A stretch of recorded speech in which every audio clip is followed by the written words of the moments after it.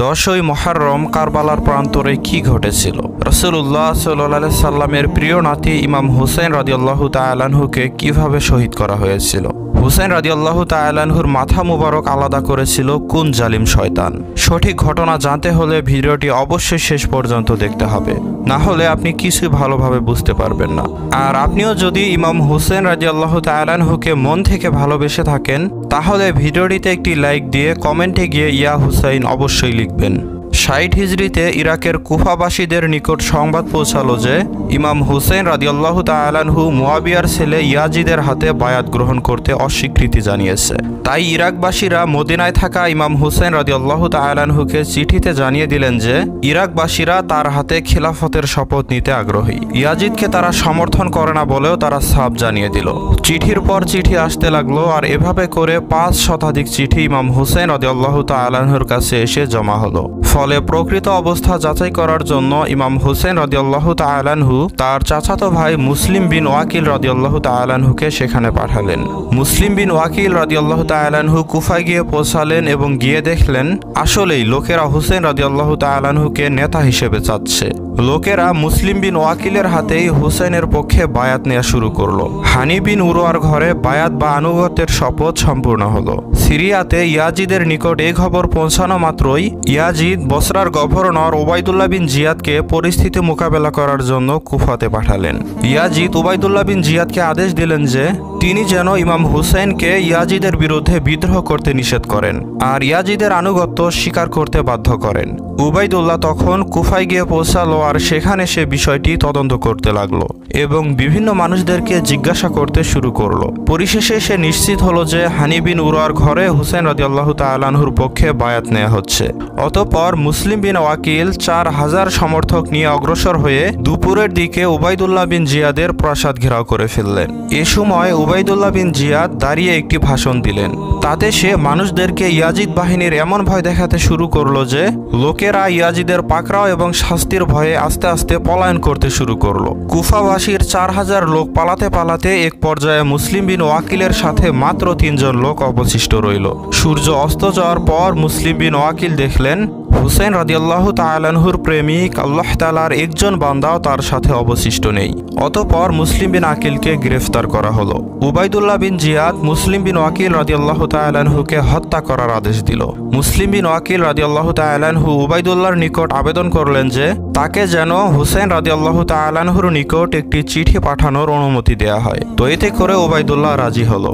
তো চিঠির সংক্ষিপ্ত বক্তব্য এরকম ছিল: হে হুসাইন, তুমি পরিবার পরিজনদের নিয়ে ফিরে যাও। তুমি কুফাবাসীদের ধোকায় পড়ো না, কেননা তারা তোমার সাথে মিথ্যা বলেছে। তারা আমার সাথেও বিশ্বাসঘাতকতা করেছে। তাই তুমি যখনই আমার চিঠিটা পাবে সাথে সাথেই তুমি মদিনাতে ফিরে যাবে।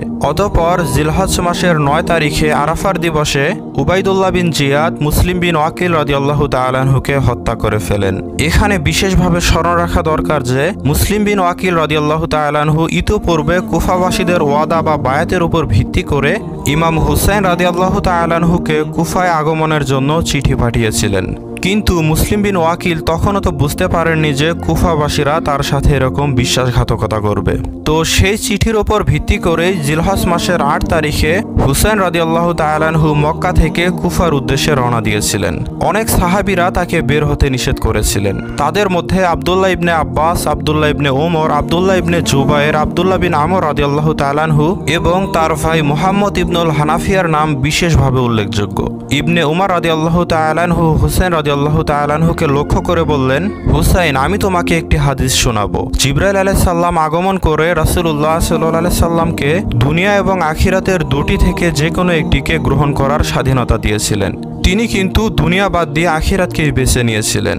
আর তুমিও রাসূলের পরিবারেরই একটা অংশ। আল্লাহর শপথ করে বলছি, তোমাদের কেউ ওই দুনিয়ার সম্পদ লাভে সক্ষম হবে না। তোমাদের ভালোর জন্যই আল্লাহ তাআলা তোমাদেরকে দুনিয়ার ভোগবিলাস থেকে ফিরিয়ে রেখেছেন। তাই তোমাকে আমি অনুরোধ করছি, তুমি কুফাতে যেও না, কারণ হতে পারে যে সেখানকার মানুষেরা তোমার সাথে বিশ্বাসঘাতকতা করবে। তো হুসাইন রাদিয়াল্লাহু তাআলা আনহু তার প্রস্তাব প্রত্যাখ্যান করলেন এবং যাত্রা বিরতি থেকে অস্বীকার করলেন। অতঃপর ইবনে উমর রাদিয়াল্লাহু তাআলা আনহু হুসাইন রাদিয়াল্লাহু তাআলা আনহুর সাথে আলিঙ্গন করে বিদায় নিলেন এবং ক্রন্দন করলেন। তো এরপরে ইবনে আব্বাস রাদিয়াল্লাহু তাআলা আনহু ইমাম হুসাইন রাদিয়াল্লাহু তাআলা আনহুকে বলেছিলেন, মানুষের দোষারোপ করার ভয় না থাকলে আমি তোমার ঘাড়ে ধরে কুফায় যাওয়া থেকে বিরত রাখতাম। তো বের হওয়ার সময় আব্দুল্লাহ ইবনে জুবাইর রাদিয়াল্লাহু তাআলা আনহু ইমাম হুসেন রাদিয়াল্লাহু তাআলা আনহুকে বলেছিলেন, তুমি এমন লোকদের কাছে যাচ্ছ যারা তোমার পিতাকে পর্যন্ত হত্যা করেছে এবং তোমার ভাইকে আঘাত করেছে। আব্দুল্লাহ ইবনে ওমর রাদিয়াল্লাহু তাআলা আনহু বলেছেন, হুসাইন তার জন্য নির্ধারিত ফয়সালার দিকে দ্রুত অগ্রসর হচ্ছেন। আল্লাহর শপথ, তার বের হওয়ার সময় আমি যদি উপস্থিত থাকতাম তাহলে তখনই আমি তাকে যেতে দিতাম না, তবে বল প্রয়োগ করে আমাকে পরাজিত করলে সেটা ভিন্ন কথা। যাত্রা পথে ইমাম হুসেন রাদিয়াল্লাহু তাআলা আনহুর কাছে মুসলিম বিন ওয়াকিলের পাঠানো চিঠিটি এসে পৌঁছালো। চিঠির বিষয়ে অবগত হয়েই ইমাম হুসেন রাদিয়াল্লাহু তাআলা আনহু কুফার পথ পরিহার করে ইয়াজিদের কাছে যাওয়ার জন্য সিরিয়ার পথে অগ্রসর হতে থাকলেন। পথিমধ্যে ইয়াজিদের সৈন্য আমর বিন সাদ, শিমার বিন জুলজাওশান এবং হুসাইন বিন তামিমের নেতৃত্বে কারবালার প্রান্তরে ইমাম হুসাইন রাদিয়াল্লাহু তাআলা আনহুর গতিরোধ করা হয়। ইমাম হুসাইন রাদিয়াল্লাহু তাআলা আনহু সেখানে অবতরণ করে আল্লাহ তাআলার দোহাই দিয়ে এবং ইসলামের কথা স্মরণ করিয়ে দিয়ে 3টি প্রস্তাবের যে কোনো একটি প্রস্তাব মেনে নেয়ার আহ্বান জানালেন। প্রথম নম্বর হচ্ছে ইমাম হুসেন রাদিয়াল্লাহু তাআলা আনহুকে ইয়াজিদের দরবারে যেতে দেয়া হোক। দ্বিতীয় নম্বরে হচ্ছে তাকে মদিনাতে ফিরে যেতে দেয়া হোক। আর তৃতীয় নম্বরে হচ্ছে তাকে কোনো ইসলামিক অঞ্চলের সীমান্তের দিকে চলে যেতে দেয়া হোক, যাতে করে তিনি সেখানে মৃত্যু পর্যন্ত বসবাস করতে পারেন। তারপরেও তিনি ইয়াজিদের শাসন মেনে নিতে রাজি নয়। কিন্তু ইয়াজিদের সৈন্যরা তার কোনো প্রস্তাবে রাজি হলো না। তারা বলল, ওবাইদুল্লাহ বিন জিয়াদ যেই ফয়সালা দিবে আমরা তা ব্যতীত কোনো প্রস্তাবই মানতে রাজি নই। ওইদিকে ইয়াজিদ ওবাইদুল্লাহ বিন জিয়াদকে আদেশ দিয়েছিল যে ইমাম হুসাইনকে যে কোনো মূল্যে আমার আনুগত্য স্বীকার করতে বলবে। হুসাইন যদি আমার আনুগত্য স্বীকার না করে তাহলে তাদের সবাইকে শেষ করে ফেলবে। ইমাম হুসাইন কিন্তু কোনো যুদ্ধ করতে চাননি। তিনি চেয়েছিলেন একটা সন্ধি, তাই তিনি ইয়াজিদের সঙ্গে দেখা করতে চেয়েছিলেন, অথবা তিনি মদিনাতে ফিরে যেতে চাইছিলেন।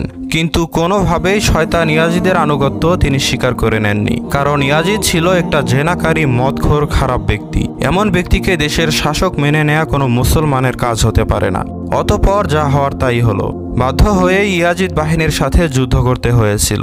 এটা 100% নিশ্চিত যে ইমাম হুসাইন এই যুদ্ধে তাদের সঙ্গে কখনোই পারবে না, কারণ তারা ছিল 20,000-এর অধিক বাহিনী। আর অন্যদিকে ইমাম হুসাইন রাদিয়াল্লাহু তাআলা আনহুর পরিবার এবং সাথীরা সহ মোট জনসংখ্যা ছিল মাত্র 80 জন। তো নিঃসন্দেহে বলা যায় এই যুদ্ধে ইমাম হুসাইন রাদিয়াল্লাহু তাআলা আনহু পরাজিত হবেন। নিশ্চিত পরাজিত হবেন জেনেও তিনি সংগ্রাম করে গিয়েছেন বাতিলের বিরুদ্ধে। তবুও শয়তান জালিমের কাছে মাথা নত করেননি। ইমাম হুসাইন রাদিয়াল্লাহু তাআলা আনহু সমগ্র মুসলিম জাতির সংগ্রামী মুজাহিদদের জন্য উত্তম আদর্শ। তো যুদ্ধ শুরু হলে ইমাম হুসাইন রাদিয়াল্লাহু তাআলা আনহুর সামনেই তার সকল সাথীগণ বীরত্বের সাথে যুদ্ধ করতে করতে শহীদ হয়ে যায়।